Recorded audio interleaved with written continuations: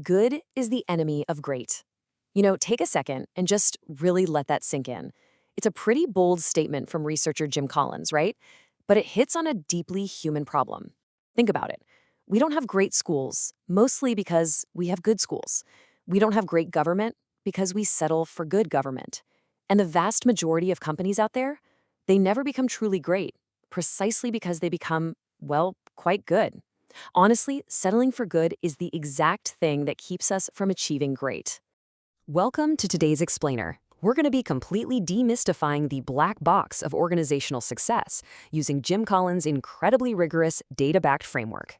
If you're a focused learner looking to figure out exactly how sustainable long-term growth is actually achieved, without all the fluff or those passing business fads, you are absolutely in the right place. Okay, let's dive into this. Here's our roadmap for today. Section 1, the good to great leap. Section 2, level 5 leadership. Section 3, first who, then what. Section 4, confront the true facts. Section 5, the hedgehog concept. And finally, Section 6, turning the flywheel. All right, Section 1, the good to great leap. So to really appreciate what we're about to cover, we've got to establish the sheer scale of the research behind it. Jim Collins and his team started with a massive, massive database. They analyzed the 4-decade operating results of exactly 1,435 established companies. What were they looking for? Well, they wanted to find organizations that showed a sustainable transition from just being average or mediocre to being truly great. Basically, they needed to filter out any one-off lucky events or temporary spikes. Now, what's really interesting about this is out of those 1,435 companies, only 11 actually made the sustainable leap to greatness. Just 11. I mean, we're talking about heavy hitters like Gillette, Kroger, and Walgreens. And when we say great, we literally mean they generated cumulative stock returns that beat the general stock market by 6.9 times over a 15-year period. True greatness is staggeringly rare. So how in the world did they do it? And this brilliantly illustrates that black box secret. Notice what is not here. There are no radical change programs, no high-profile miracle moments, and definitely no blinding flashes of inspiration. Instead, it's a super pragmatic build-up to breakthrough model. These 11 companies committed to a standard of excellence built on 3 disciplined phases: disciplined people, disciplined thought, and disciplined action. Let's break down that first phase right now. Section 2, Level 5 Leadership. Kicking off this disciplined people phase, we have to start right at the top with a totally fascinating and honestly super counterintuitive truth. The whole myth of the larger-than-life celebrity CEO, yeah, it's exactly that, a myth. In reality, awe-inspiring charisma often actually smothers the efforts of everybody else. So the crucial point is, true greatness requires what Collins calls a Level 5 leader. These are folks who are understated, they're self-effacing and modest.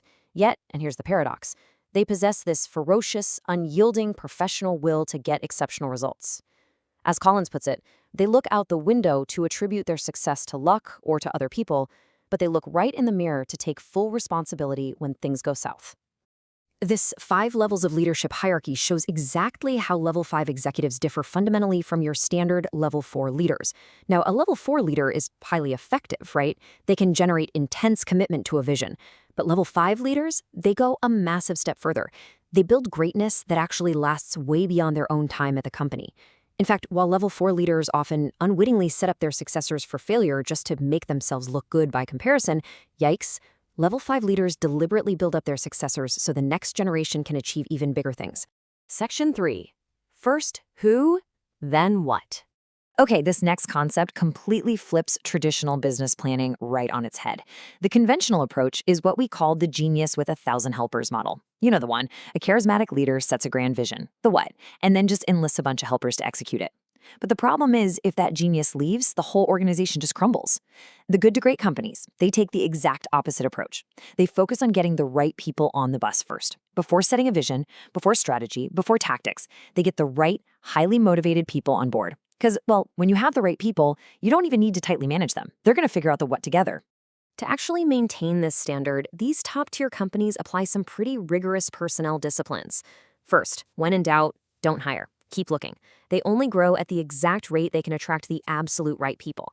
Second, If someone is consistently underperforming and it's obvious a change is needed, they act decisively.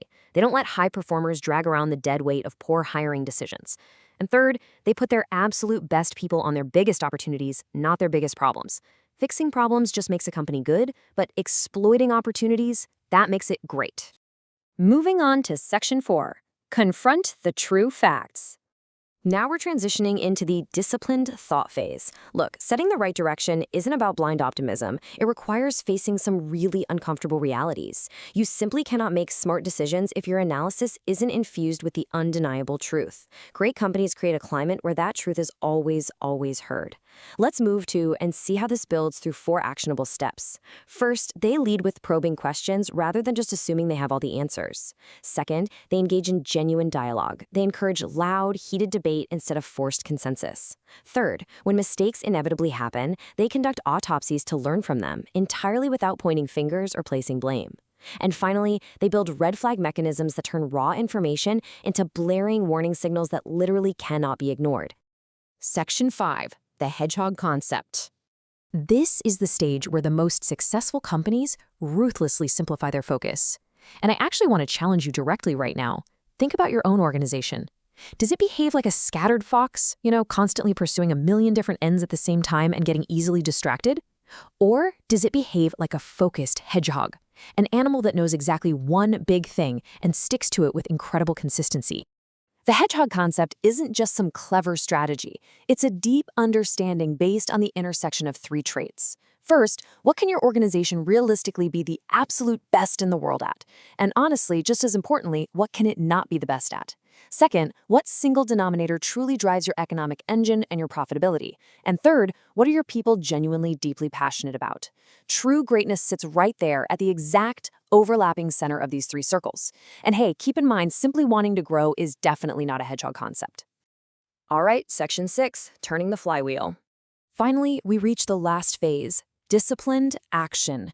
This is where we see how putting the right people on the bus, confronting the brutal facts, and finding that hedgehog concept all magically coalesce to create a massive breakthrough. Collins calls this the flywheel effect. Picture a massive, super heavy metal flywheel. Getting it moving takes incredible effort, right?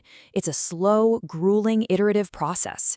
Greatness isn't achieved through a single miracle moment, or some flashy new CEO coming in, or jumping on the latest tech fad. No way. It is achieved through years of pushing that flywheel in one consistent direction, strictly guided by your hedgehog concept. Eventually, the momentum builds, the early results energize the team, and that incredibly heavy wheel begins to spin with unstoppable breakthrough force. As we wrap up this explainer today, I want to leave you with a final, kind of provocative thought. Take a really close look at your own team, your projects, your own leadership. Are you truly applying these disciplined frameworks? Are you getting the right people, facing the brutal facts, and staying relentlessly focused on your core strengths? Are you slowly but surely building unstoppable momentum? Or are you just spinning your wheels and settling for good? Thank you so much for joining me today, and keep striving for great.